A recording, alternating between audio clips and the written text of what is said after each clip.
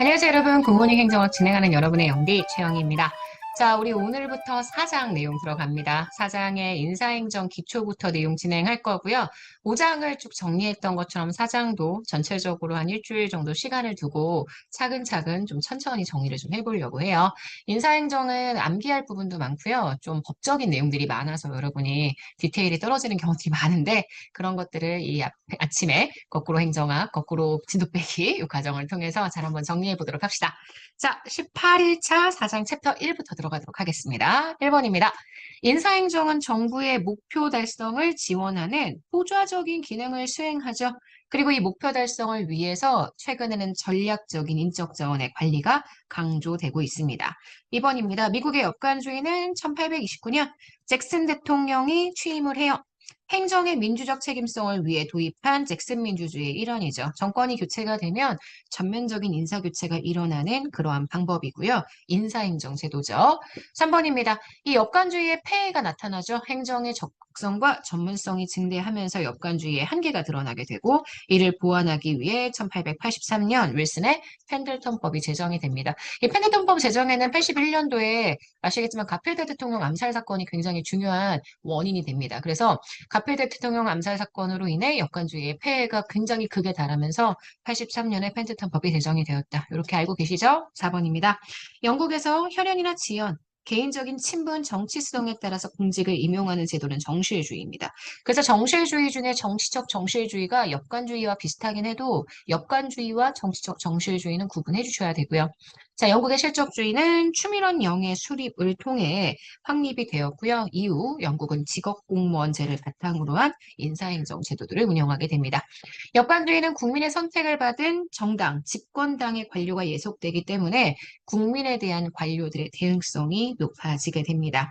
그에 비해서 실적주의는 일단 제일 중요한 특징이 공개 경쟁 채용 시험을 통해서 공직자를 임용하죠. 모든 국민에게 공직이 개방되고 공직 채용 시험, 공개 경쟁 채용 시험을 통해 국민 누구나 공무원이 될 수 있는 기회가 공평하게 부여된다는 게 특징입니다. 직업공무원제는 대규모의 군사력을 유지, 관리하기 위한 관료 조직이 필요했던 절대 군주국에서 발달해오기 시작했고, 발전해오기 시작했고, 지금의 직업공무원제가 그 당시의 직업공무원제는 좀 다르게 운영이 됩니다. 지금은 실적주의를 기반으로 두고 있는 직업공무원제가 운영이 되죠. 직업공무원 제도가 확립하기 위해서는 민간 부문과 대비해서 공직에 균형 있는 보수가 지급되어야 하고요. 재직 중 안심하게 공직에 종사할 수 있도록 적절한 연금 제도가 확립이 되어야 합니다. 직업공무원제는 장기 근무를 통해서 행정의 계속성, 안정성, 일관성을 유지하고요. 대표관료제에 대한 내용으로 들어가네요. 대표관료제는 행정국가에서 국민에 대한 대응성, 약자에 대한 형평성을 높이고자 하는 취지에서 도입이 되었습니다. 다음 갈까요? 12번. 대표 관료제의 가장 핵심이 제가 항상 이거라고 했죠. 소극적으로 대표를 뽑으면 그들이 적극적인 대표의 역할을 할 것이다. 관료가 출신 집단의 이익을 위해서 적극적으로 행동하는 것, 이걸 적극적 대표성이라고 이야기를 합니다. 그래서 소극 대표가 적극 대표를 한다라는 거, 요게 이 대표 관료제를 운영하는 가장 기본 전제가 되죠. 대표 관료제는 수평적 형평성을 침해하는 수직적 형평을 추구하다 보니 수평적 형평을 침해하는 역차별로 인한 갈등이 발생한다. 알고 계실 거고요. 우리나라의 대표적인 대표 관료제 제도 중에 양성평등 채용 목표제, 한성별이 단계별 합격 정원 30% 미달하는 경우에 미달 인원만큼 추가적으로 합격시키는 제도가 있다. 이렇게 보시면 되고요.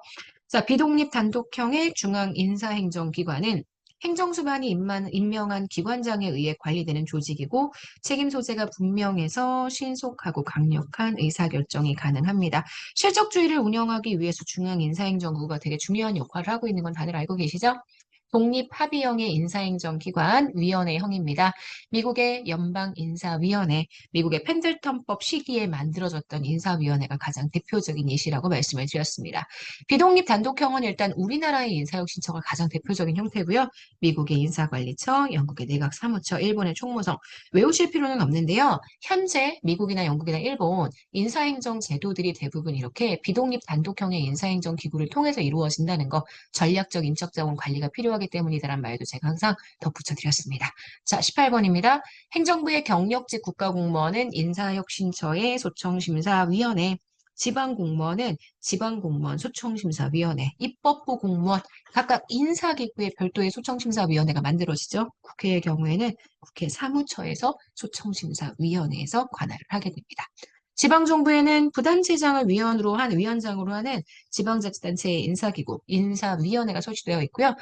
자치단체장이 인사권을 너무 많이 행사하고 있으니까 그 인사권을 통제하기 위한 목적으로 인사위원회가 구성이 된다라고 봐주시면 됩니다.